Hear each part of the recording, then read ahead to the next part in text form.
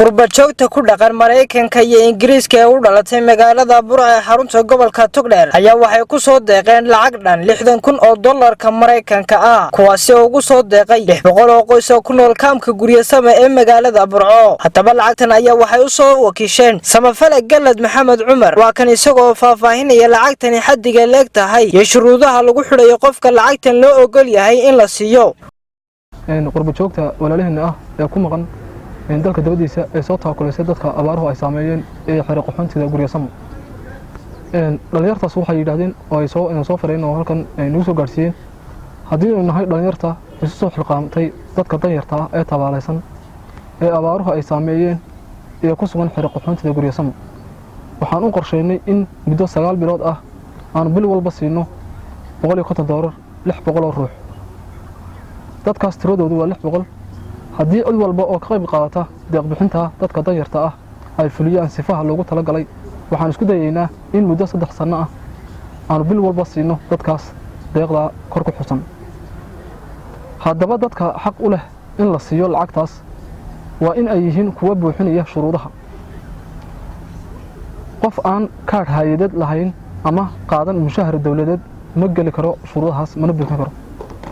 waa in aanay ahayn dad ganacsato ah oo ka shaqeysta magaalooyinka waa in ay qof walba deganaado xirada qaxoontiga Guriyasama magaalada gudaheeda xirada qaxoontiga dadkaas 600 ah waa in la soo diiwaan geliyaa oo ay ku jiraan beeroolka qurbojoogta IDB-ga ee hadda gacanteena ku hayno deeqaas ay soo gaarsiin walaalaheenna dadka dalka dabadiisa jira waa $60,000 oo dollar 60,000 weey صدق كلام مركز 9,000 bay u qoonday marka bisha koobaad bishan hadda 12 صدق kala wiiga gudihiisa inoo imaasay insha Allah hadii la helo haddaba dhalinyarta deeqda soo gaarsiisay waa dhalinyar 84 dhalinyaro ah oo isku jira rag iyo dumar waxaana soo wakiisheen Galad Maxamed Cumar samafale dhalinyartaas 12 wakiilka oo ah deeqda ay soo bixiyeen waxa kamid ah magacyadoodu محيدين صالح قاسم ورير عرقاب ودقن مينيسوتا نصر صالح قاسم رير عرقاب وجوجتا مينيسوتا حمد صالح قاسم رير عرقاب وجوجتا مينيسوتا اسماعيل احمد ياسين ورير برعاه وجوجا بارلين محمد هيبه عيسى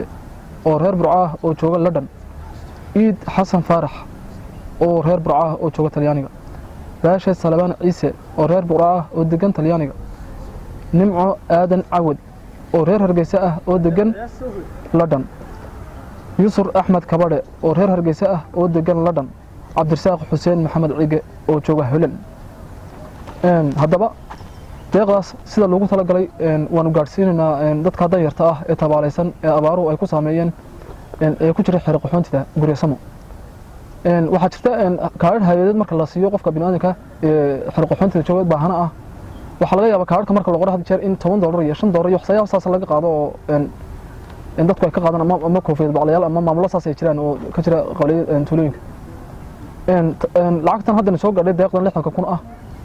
wax laga qaadaya qofka ma jirto 600 qof wala soo diiwaan gelinaya Guriyasama laga soo diiwaan gelinaya 600 qof waana dad aan degan xiriq qaxoontiga gudihiisa